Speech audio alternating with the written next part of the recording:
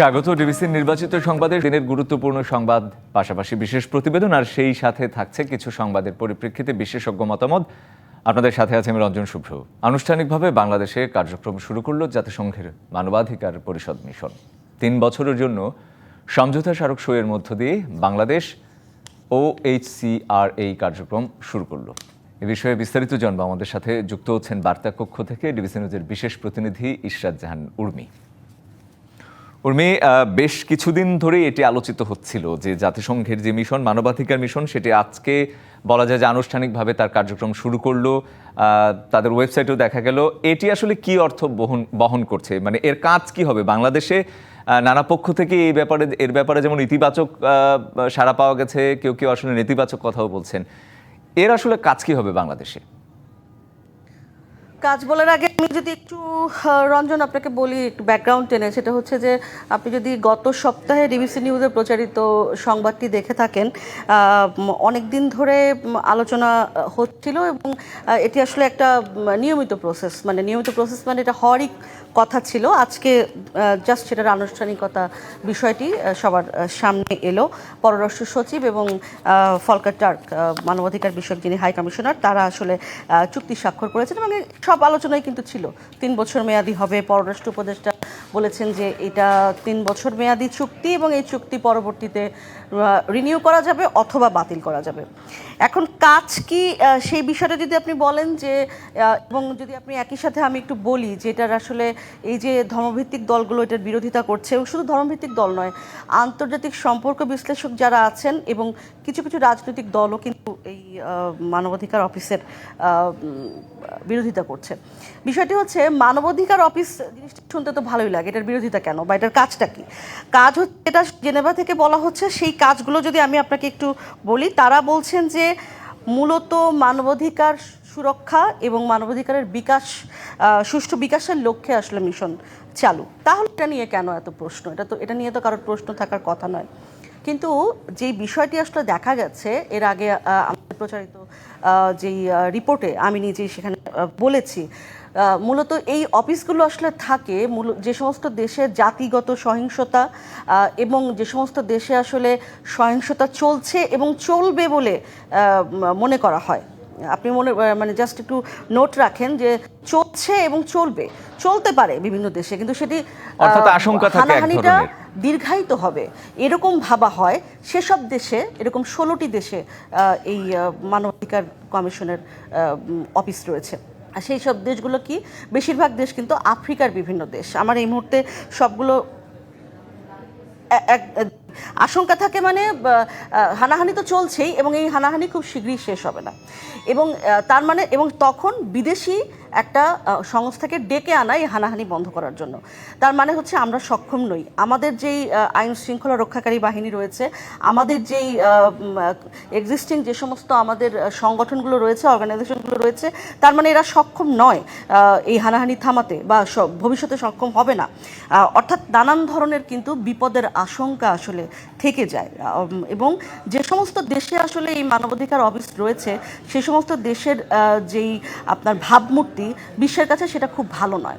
সেই জায়গায় বাংলাদেশ যুক্ত হওয়া মানে অনেক দিক দিয়ে সমস্যা। আপনার পাসপোর্টের অবনমন হবে, আপনাকে আফ্রিকার আরও যেই জাতিগত সহিংসতা আক্রান্ত যে দেশগুলো, সেই দেশগুলোর সাথে আপনার দেশকে মাপা হবে। এটি হচ্ছে বলছেন আন্তর্জাতিক সম্পর্ক বিশ্লেষকরা। এটা কিন্তু আমার মত নয় বা আমার কথা নয়। এখন আসেন আপনার ধর্মভিত্তিক দলগুলো কেন এই মানবাধিকার অফিসের বিরোধিতা করছে। তাদের জায়গাটি হচ্ছে যে সমকামিতা এবং নারী অধিকারের মতো বিষয়গুলো নিয়ে সাধারণত কাজ করে থাকে এই অফিস। ফলে এই বিষয়গুলো নিয়ে আপনি জানেন যে ধর্মভিত্তিক দলগুলোর এক ধরনের আপত্তি বা রিজার্ভেশন রয়েছে। ফলে তারা চায় না যে এই অফিস এখানে দীর্ঘমেয়াদে হোক। এই কারণেই তারা কিন্তু প্রতিবাদ করছে বা আপত্তি জানাচ্ছে। এখন অন্যান্য রাজনৈতিক দলগুলোর অবস্থান কি সেটি হয়তো ধীরে ধীরে জানা যাবে। যেমন বিএনপি বলছে তাদের খুব একটা আপত্তি নেই, কিন্তু আবার বাম সংগঠনগুলো কিন্তু আপত্তি জানিয়েছে। বাম যে দলগুলো আছে তারাও এই একই কারণে, যে কেন বাইরে থেকে একটি দল এনে, এবং অনেক সময় বলা হয় যে সাম্রাজ্যবাদ ডেকে আনা হয় এই ধরনের একদম সংস্থা বা একদম একদম সংগঠনের পরিষ্কার। মাধ্যমে। জি, আমার কাছে তো একদম আপনার পরিষ্কার। প্রশ্নের উত্তরে যদি আমি বলি যে মূলত কাজটি বলা হয় যে এটি হিউম্যান রাইটস বা মানবাধিকার রক্ষা করা হবে, কিন্তু এর আড়ালে আসলে যে বিষয়গুলো থাকে সেটি আসলে খুব একটা সুখকর নয়, যার কারণে আসলে বিভিন্ন রাজনৈতিক দল বা বিভিন্ন জি জি, উর্মি, আপনাকে অসংখ্য ধন্যবাদ। আমি বুঝতে পেরেছি আপনার কাছ থেকে, নিশ্চয়ই দর্শকও কিছুটা এই ব্যাপারে কিছুটা বুঝতে পেরেছে। গোপালগঞ্জে এনসিপির সমাবেশে হামলার ঘটনায় সন্ত্রাস বিরোধী আইনে মামলা করেছে পুলিশ। এতে ৭৫ জনের নাম উল্লেখ এবং অজ্ঞাত আরও ৪০০ জনকে আসামি করা হয়েছে। এর মধ্যে গ্রেপ্তার করা হয়েছে অন্তত অর্ধশত মানুষকে। তবে কারফিউয়ে জনজীবনে অনেকটাই স্থবিরতা নেমে এসেছে গোপালগঞ্জে। বেড়েছে নিত্যপণ্যের দাম। এছাড়া শনিবার সকাল ৬টা পর্যন্ত কারফিউ বহাল থাকবে বলে জানিয়েছে প্রশাসন। এদিকে গুলিবিদ্ধ আরেকজনের মৃত্যু হয়েছে ঢাকায়। নিহতের সংখ্যা বেড়ে দাঁড়ালো ৫ জনে। এ বিষয়ে আরও জানবো, অর্থাৎ গোপালগঞ্জের পরিস্থিতি নিয়ে আরও জানবো। যুক্ত হচ্ছেন আমাদের সাথে সহকর্মী বিশেষ প্রতিনিধি মনিরুল সোহাগ, তিনি রয়েছেন গোপালগঞ্জে। সোহাগ, প্রায় সন্ধ্যা গড়াতে যাচ্ছে, এখন যে কারফিউ চলছে তার কি অবস্থা, জনজীবনের কি পরিস্থিতি দেখতে পাচ্ছেন? নাগরিকদের কথাও শুনবো আপনার পাশাপাশি আইনশৃঙ্খলা বাহিনীর সদস্যরা কি বলছেন এই মুহূর্তে?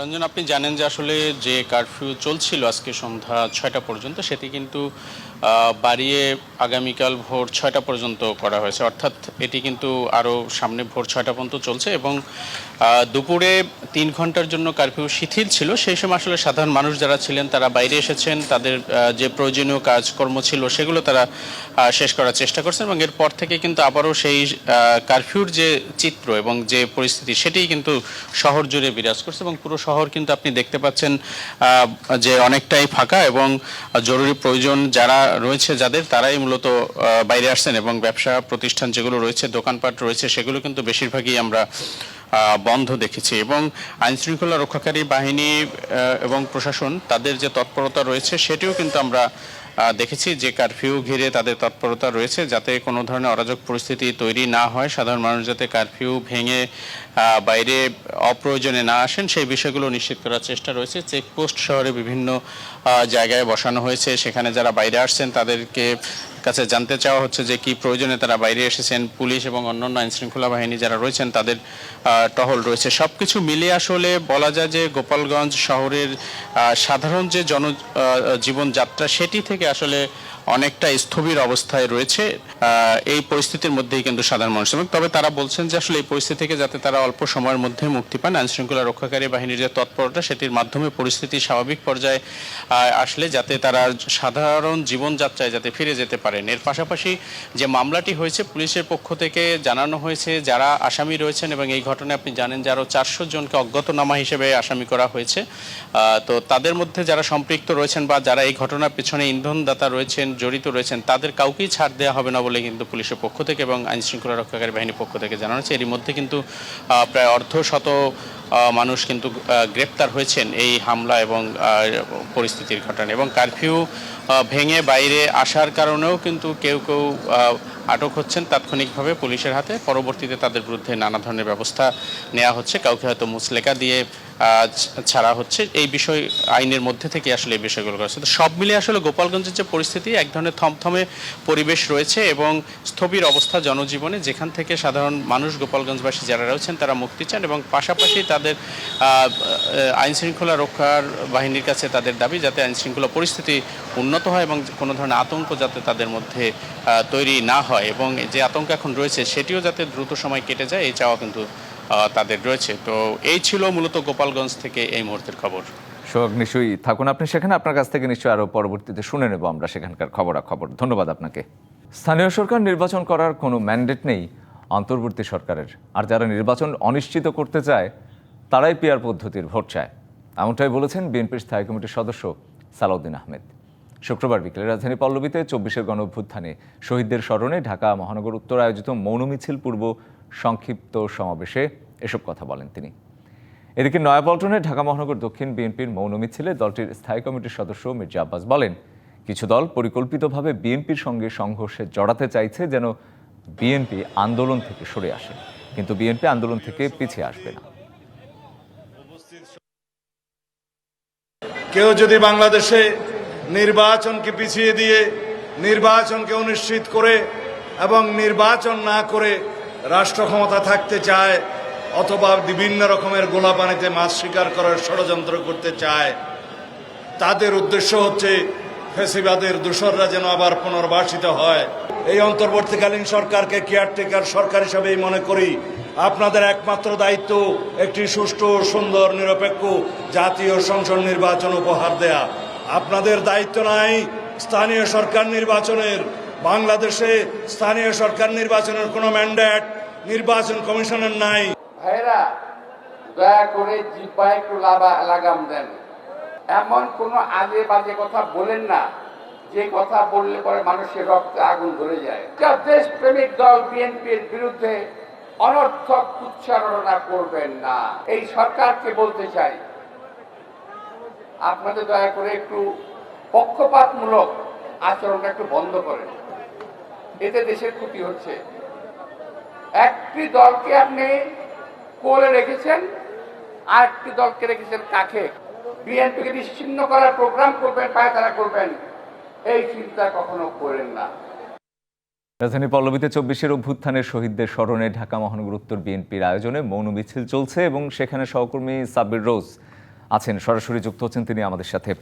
সাব্বির, এই মৌন মিছিলের মাধ্যমে এখন এই রাজনৈতিক পরিস্থিতিতে বিএনপি নেতাকর্মীরা কি বার্তা দিতে চাইছেন? কথা বলেছেন তাদের সাথে নিশ্চয়ই, কি বলছেন তারা?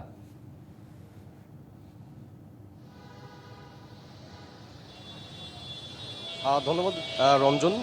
24 জুলাই গণঅভ্যুত্থানে যে হতাহত এবং শহীদরা ছিল তাদের স্মরণে মূলত ঢাকা মহানগর দক্ষিণ এবং উত্তর বিএনপি আয়োজিত এই মৌন মিছিলটি ছিল। মৌন মিছিলটি 12 নম্বর থেকে শুরু হয়ে শেওড়াপাড়ায় গিয়ে শেষ হয়। ইতিমধ্যে মিছিলটি শেষ হয়েছে এবং মিছিল পূর্ব সংক্ষিপ্ত সমাবেশে বিএনপি স্থায়ী কমিটির সদস্য সালাউদ্দিন আহমেদ সহ বিএনপির নেতারা যে বিষয়টি জানিয়েছেন যে প্রথমত এই অন্তর্বর্তী সরকারের দায়িত্ব হচ্ছে যে এই জুলাই আগস্টে যাদের আত্মত্যাগের বিনিময়ে এই মুক্ত বাংলাদেশ বা ফ্যাসিবাদ মুক্ত বাংলাদেশ, সেই তাদের চিকিৎসা সহ যাবতীয় বিষয়ের দিকে দৃষ্টিগোচর না করে তাদের পর্যাপ্ত চিকিৎসার ব্যবস্থা করা, পাশাপাশি যে রাজনৈতিক বিষয়গুলো এসেছে তার মধ্যে উল্লেখযোগ্যভাবে এসেছে পিআর পদ্ধতির নির্বাচন। আপনি জানেন যে বিভিন্ন রাজনৈতিক দল পিআর পদ্ধতির যে নির্বাচনের কথা বলছেন, বিএনপি স্ট্যান্ড হচ্ছে যে পিআর পদ্ধতির নির্বাচনের ক্ষেত্রে আমাদের নির্বাচন কমিশনের কোনো ম্যান্ডেট নেই। যেহেতু অন্তর্বর্তী সরকার গঠিত হয়েছে এবং তাদের আপনি জানেন যে ঐকমত্য কমিশনের মাধ্যমে কেয়ারটেকার গভর্নমেন্ট পুনর্বহালের একটি বিষয় এসেছে এবং অন্তর্বর্তী সরকার সেখানে সম্মতি জানিয়েছে। তাতে বলাই যায় অন্তর্বর্তী সরকার কেয়ারটেকার গভর্নমেন্টের একটি প্রতিরূপ। তো সেখানে আগে জাতীয় সরকার নির্বাচন দিতে হবে, পরে স্থানীয় সরকার নির্বাচন। তো স্থানীয় সরকার নির্বাচনে কোনো ম্যান্ডেট নেই এই সরকারের বা নির্বাচন কমিশনের, যেটি আমাদের কাছে স্পষ্ট করেছেন সালাউদ্দিন আহমেদ। পাশাপাশি তিনি আরও বলেছেন যে বিএনপির বিরুদ্ধে যে অপপ্রচার বা ষড়যন্ত্রমূলক বিষয় চলছে, ফ্যাসিবাদ বিরোধী যে ঐক্য ছিল সেই ঐক্যে ফাটল ধরানোর জন্য সেই বিষয়ে দলীয় নেতাকর্মীদেরকে এবং বিভিন্ন রাজনৈতিক দলকেও একটু সংযত হওয়ার বিষয়ে তিনি উল্লেখযোগ্যভাবে বলেছেন। এবং আরেকটি উল্লেখযোগ্য যেটি বিষয় হচ্ছে সেটি হচ্ছে জুলাই সনদ। তো সালাউদ্দিন আহমেদ যেটি বলেছেন যে জুলাইয়ের মধ্যে যদি জুলাই সনদ দিতে ব্যর্থ হয় সরকার, তাহলে এই দায় পুরোপুরি যাবে ঐকমত্য কমিশনের। তো ঐকমত্য কমিশনের বিষয়ে যেটি সালাউদ্দিন আহমেদ বলেছেন যে আওয়ামী লীগের একদম পরিষ্কার। রোজ, আপনাকে ধন্যবাদ আমাদের সাথে যুক্ত হওয়ার জন্য। রাজধানীতে 24-এর শহীদদের স্মরণে আরেকটি মৌন মিছিল চলছে ঢাকা মহানগর দক্ষিণের বিএনপি। সেখানে সহকর্মী মহমিনুল খান অপু আমাদের সাথে যোগ দিয়েছেন। আমি দেখতে পাচ্ছি তিনি মৌন মিছিলের সামনে রয়েছে। অপু, নিশ্চয়ই শুনতে পাচ্ছেন। আমি শুনছিলাম সাব্বিরোজের কাছ থেকে সেখানকার মৌন মিছিলের খবরাখবর। আপনার কাছে এই মৌন মিছিলের কি খবর রয়েছে? তারা কি বার্তা দিতে চাইছেন, কি বোঝাতে চাইছেন?